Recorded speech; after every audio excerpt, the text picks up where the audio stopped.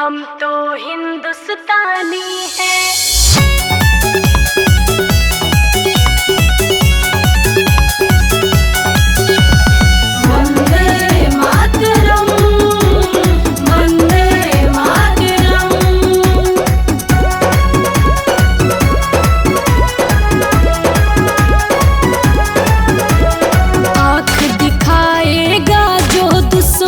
आँख ही लेंगे निकाल हम, चुप रहते हैं इसका मतलब ये नहीं कि हम हैं कम। आँख दिखाएगा जो दुश्मन, आँख ही लेंगे निकाल हम, चुप रहते हैं इसका मतलब ये नहीं कि हम हैं कम। हिंदू मुस्लिम सिख ईसाई सबकी एक कहानी है।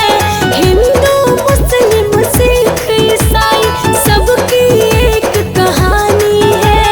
देशभक्ति रखते हैं दिल में, हम तो हिंदुस्तानी हैं। देशभक्ति रखते हैं दिल में, हम तो हिंदुस्तानी हैं।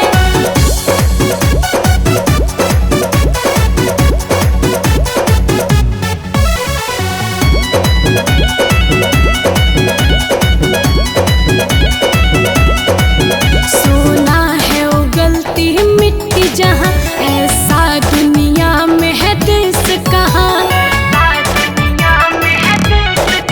सोना है उगलती मिट्टी जहाँ, ऐसा दुनिया में है देश कहाँ। प्रेम बना के सबसे रखना आदत बड़ी पुरानी है। प्रेम बना के सबसे रखना आदत बड़ी पुरानी है। देशभक्ति रखते हैं दिल में, हम तो हिंदुस्तानी हैं। देशभक्ति रखते हैं दिल में, हम तो हिंदुस्तानी हैं।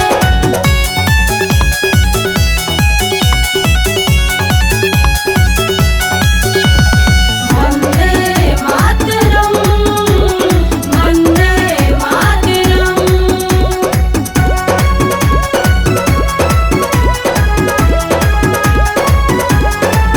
दुश्मन से भी प्यार जताते हैं, भारतवासी कहलाते